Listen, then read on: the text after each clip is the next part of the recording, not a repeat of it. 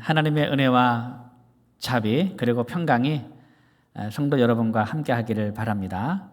오늘 우리가 옆에 분들하고 저하고 또 이렇게 샬롬 했는데 이러한 샬롬의 인사가 여러분 주위에 많은 다른 분들에게도 이웃들에게도 이 샬롬의 축복이 있기를 바랍니다. 우리는 이달의 성경 읽기로 요한 1서, 2서, 3서 그리고 유다서를 읽고 있습니다. 그래서 늘 새벽 기도해도 이달의 성경 읽기에 맞춰서 제가 새벽 기도 설교를 준비하고 있는데 또 주일 설교도 마찬가지입니다. 주일 설교도 그에 맞춰서 그 본문을 가지고 하고 있습니다. 지난 주간에는 요한 1서를 새벽 기도의 시간에 이렇게 묵상을 했습니다. 요한 1서. 이 사도 요한은 이 요한 1서에서 우리에게 빛 가운데 행해라. 그리고 순종으로 증명해라. 사랑으로 증명해라. 영을 다 믿지 말고 영을 분별해라 라고 이렇게 요한 1서 1장부터 4장까지를 통해서 이렇게 말씀을 했습니다. 자, 그런데 이 요한 2서, 오늘 우리 본문이죠. 이 요한 2서는 마치 이 요한 1서 전체를 한 문장으로 요약하는 편지와 같습니다.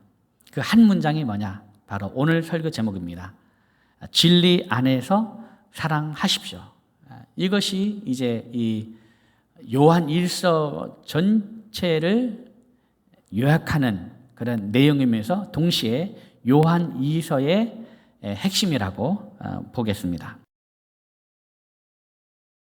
이서는 수신자의 배경이 같습니다. 배경이 같아요.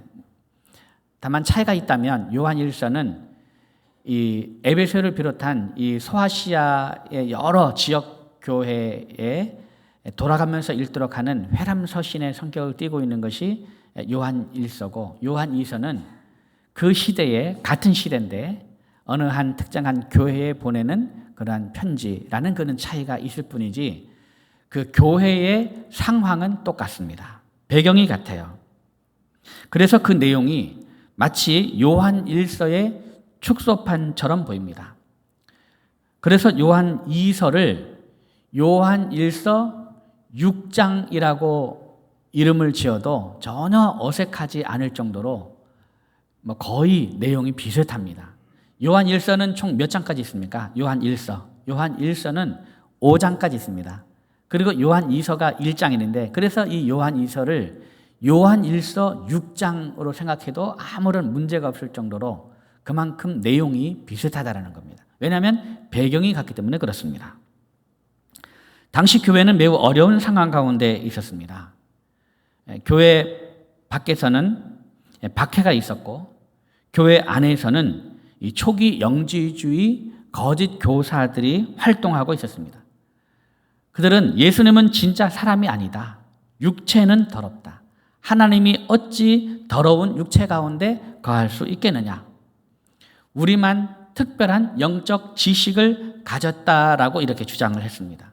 복음을 무너뜨리는 거짓 가르침들입니다. 문제는 그들이 매우 경건해 보였다는 겁니다. 오늘날에도 이제 그 이단들이 이렇게 들어가는데 그 교회에 들어가는데 이단들이 예를 들면 모든 것이 다 그냥 지저분하고 그들의 삶도 엉망이고 막 그러면 크게 문제가 안 됩니다. 그런 사람들 말에 누가 미혹이 되겠습니까? 근데 문제는 뭐냐면 오히려 우리보다 더 경건해 보이는 거예요. 그러면 이제 큰 문제가 되는 거죠. 그렇죠?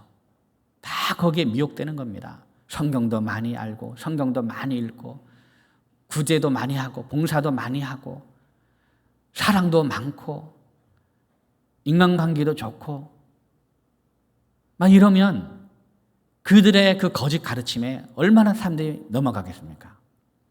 그 당시에 이 거짓 교사들의 그 활동이 그렇게 보이는 거예요.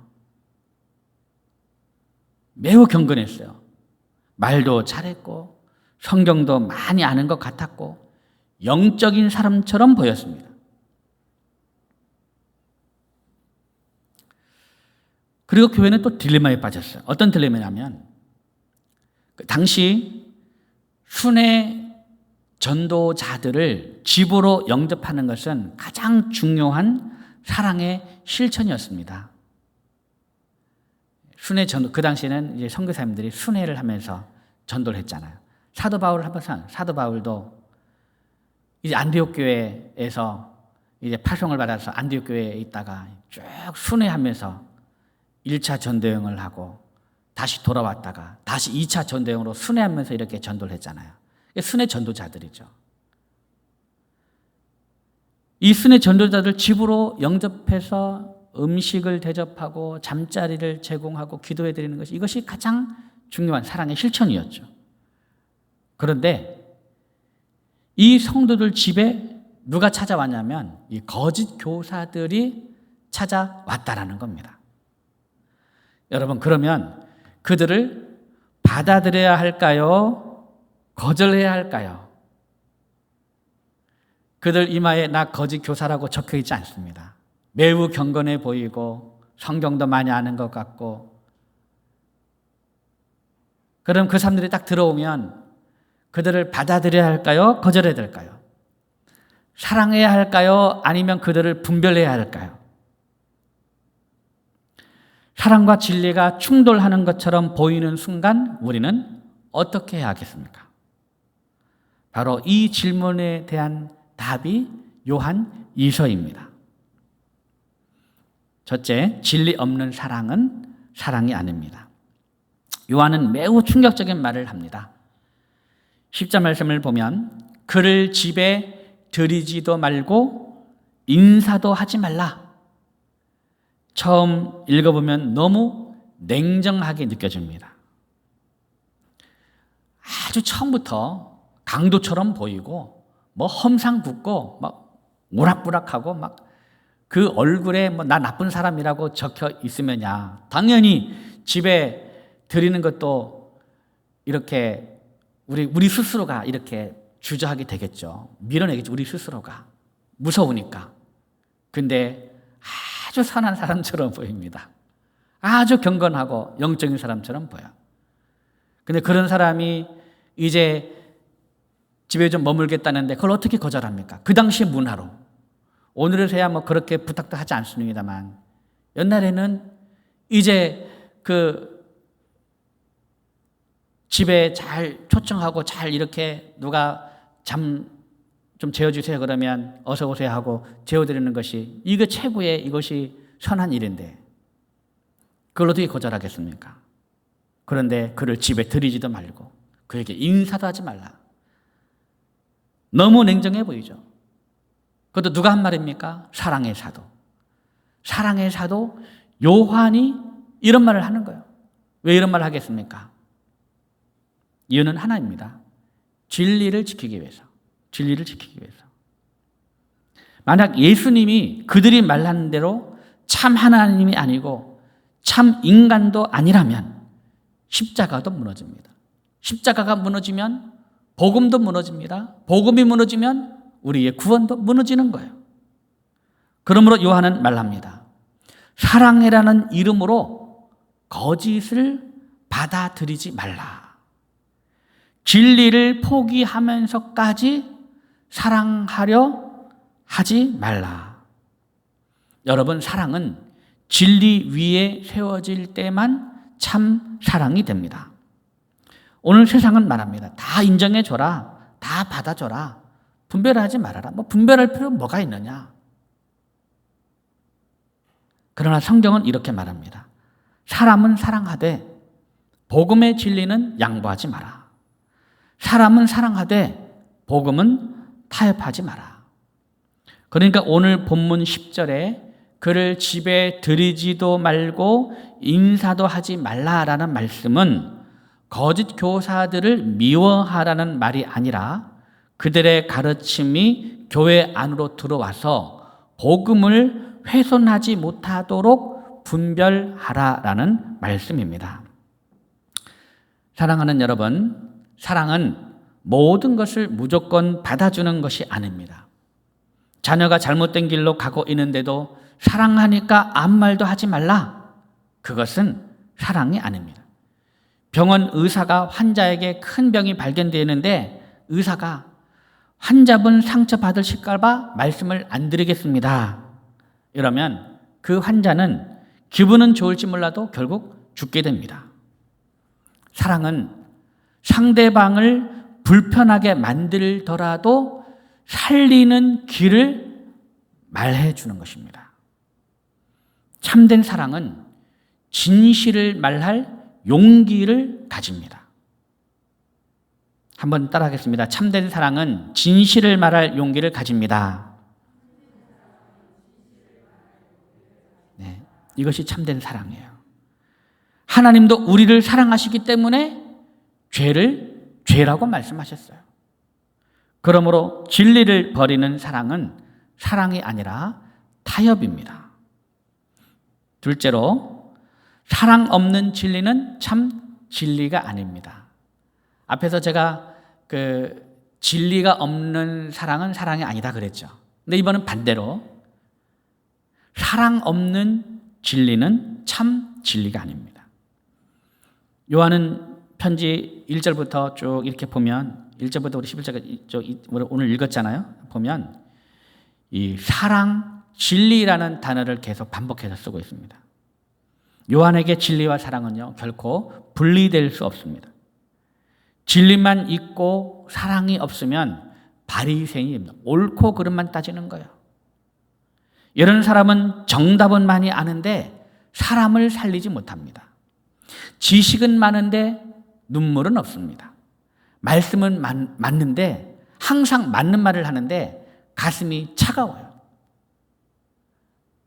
이렇게 같이 인생 같이 얘기 막 하다 보면 이분은 그런 분이다 뭐 느끼는 분 있잖아요. 항상 맞는 말을 해요. 말을 보면 다 맞아요. 근데 늘 가슴이 차가워요. 다 맞아요. 하는 말은 다.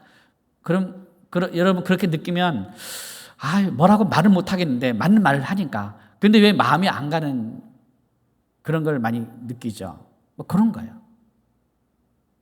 사실 우리도 이런 실수를 할 때가 있습니다. 신앙은 정확한데 가족에게는 너무 차가워요. 교회에서는 믿음이 좋다고 하는데 집에서는 상처 주는 말을 해요. 하나님은 우리에게 성경을 얼마 아느냐 보다 너의 가족이 너를 통해서 하나님의 사랑을 느끼고 있느냐, 이것을 우리 하나님은 물으실지도 몰라요. 성경은 많이 아는데 사람을 잘 품지 못해요. 그러면 사람들은 우리의 진리를 보기 전에 우리의 차가움을 먼저 경험하게 됩니다. 우리의 차가움을 먼저 경험하게 되니까 우리 안에 있는 진리를 받아들이지 못하는 거죠. 예수님은 진리를 말씀하셨지만 항상 눈물이 있었습니다.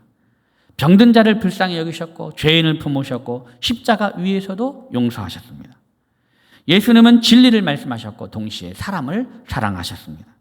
죄는 미워하셨지만 죄인은 사랑하셨어요. 그래서 이 진리와 사랑은 함께 가야 합니다. 셋째로, 진리 안에서 사랑하는 것이 교회의 사명입니다. 자, 그러면 우리는 누구를 환대해야 될까요? 그를 집에 들이지도 말고 그에게 인사도 하지 말라, 거짓 교사들을 그렇게 얘기했는데, 그럼 우리는 대신 누구를 환대해야 되겠습니까? 진리 안에서 수고하는 형제와 자매들입니다. 초대교회 성도들은 복음을 위해 헌신하는 사람들을 아주 기쁨으로 영접했습니다. 그것이 진리 안에서 행하는 사랑이었어요. 당시에는 복음을 전하는 순회 전도자들과 이 선교사들은 성도들의 집에 머물렀습니다. 그래서 성도들은 자신의 집을 오픈해서 이제 순회 전도자들과 선교사들을 섬겼어요. 그들에게 음식을 제공하고 잠자리를 제공하면서 복음 사역에 동참했습니다. 요한은 지금 이렇게 말하고 있는 겁니다. 거짓 교사들은 분별해서 거절해라. 거짓 교사가 찾아오면 집에 들이지 마라. 분별해서 거절해라. 그러나 진리를 위해 수고하는 사람들은 기쁨으로 영접해라. 왜 그렇습니까? 복음을 전하는 사람을 돕는 것은 단순히 좋은 일을 하는 것이 아니라 복음 사역에 함께 참여하는 것이기 때문입니다. 오늘날 우리는 선교사님들을 집에 재워드릴 수 있는 기회는 많지 않습니다. 이제는 옛날에는 이제 그 집에서 또 이렇게 잠도 자고 이제 그럽니다마는 요즘에는 서로 불편하죠. 선교사님도 불편하고 그러니까 이게 오면 차라리 이제 그 숙소를 마련해 드리지, 호텔이나 다른 곳에 숙소를 이제 마련해 드리지 집에 모시진 않죠. 요즘엔 서로 불편하니까 선교사님 위해서도 그렇고 이제 우리도 불편하고 하니까 이제 그렇게 많이 합니다만은 이렇게는 선교사님들 집에 직접 이렇게 모시지 못한다 하더라도 우리가 진리 안에서 사랑을 실천할 기회는 사실은 얼마든지 있습니다. 먼저 복음을 위해서 헌신하는 선교사님들 위해서 기도하는 것입니다. 저는 선교사님 위해서 새벽마다 저는 그렇게 늘 기도를 합니다. 제가 우리 아이들에게 우리 선교사님에 대한 교육을 한 것이 하나 있습니다. 그 교육한 것 그대로 또 우리 조윤일범 얘기를 해야 되는데 예와 사용료를 또 줘야 되겠네. 아이들이 자기들 얘기하는 거 싫어하거든요. 근데 이제 설교 예상 잠깐 말씀을 드릴게요. 예와 사용료. 네. 네.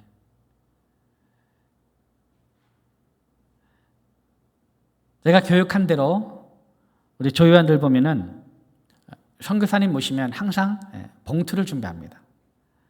그리고 선교사님이 오신 봉투를 준비해가지고 선교사님 점심 한 끼 식사 한 끼 사 드세요. 커피 한 잔 사 드세요라고 얘기를 하면서 봉투를 항상 드려요. 작년에도 그랬고 올해도 우리 선교사님들이 올해 몇 분 오셨습니까? 이창호 선교사님, 피지 이창호 선교사님도 오시고 태국 김장원 선교사님도 오시고 또 나그네 공채 김희경 선교사님 오시고 오셨잖아요. 그럼 그때마다 항상 이렇게 선교사님께 봉투를 이렇게 드려요. 뭐 큰 금액은 아니죠. 뭐 얼마나 뭐 큰 금액을 담겠습니까? 그렇지만 선교사님들이 그걸 딱 받으면 큰 감동을 받아요. 왜 그렇습니까? 금액 때문이 아닙니다. 복음을 위해 수고하는 사람을 사랑하고 존경하는 마음이 그 안에 담겨져 있기 때문에 굉장히 기뻐하는 거예요. 그러니까 이제 가끔 가다가 여러분이 저에게 봉투를 주는 경우가 있어요. 선교사님 드리라고. 선교사 모시면 저에게 선교사님 드리라고 저에게 줘요. 물론 저는 그 받아서 선교사님 드리죠. 근데 사실은 제일 좋은 거는 뭐냐면 저를 통해서 주는 것보다 사실은 직접 드리는 것이 좋아요. 직접 드리는 것이. 금액이 문제가 아니라 단돈 10,000원이라도 커피 한 잔 값입니다 하고 그냥 이렇게 절대 10,000원이 여러분 절대 적은 돈이 아니에요. 단돈 10,000원이라도 봉투에 담아서 이렇게 그 커피 한 잔 사서 드세요. 적습니다 하고 이렇게 드리는 것이 사실은 그게 좋아요. 저에게 주는 것이 아니고. 근데 이제 우리 아이들 항상 그렇게 이제 했어요. 그래서 이 선교사님이 아이들 감동받아가지고 아이들 위해서 기도해주고 어떨 때는 내가 용돈을 줘야 되겠다 하고 용돈을 주고 가세요. 그러니까 진리를 위해 수고하는 사람 저는 첫 번째로 꼽으라 그러면 저는 선교사님들을 꼽아요. 우리가 기도하고 우리가 이제 섬겨야 될 분들이죠. 우리 교회 선교사님들이 오실 때마다 여러분 따뜻하게 맞아주시기 바랍니다. 함께 복음 사역에 동참하는 겁니다. 그리고 진리를 위해 수고하는 사람들이 있습니다. 바로 우리 다음 세대를 위해서 교사로 봉사하는 분들입니다. 오늘 우리 선생님들의 자리에 일부 예배에 함께하고 있죠. 이분들이 진리를 위해서 수고하는 분들이에요. 어린이부, 청소년부, 청년부 교사들 정말 진리를 위해서 수고하는 사람들입니다. 우리 자녀들의 신앙의 선생님이요. 신앙의 선생님. 물론 학교 선생님도 소중하고 귀하죠. 신앙의 선생님, 얼마나 소중합니까? 우리 자녀들의.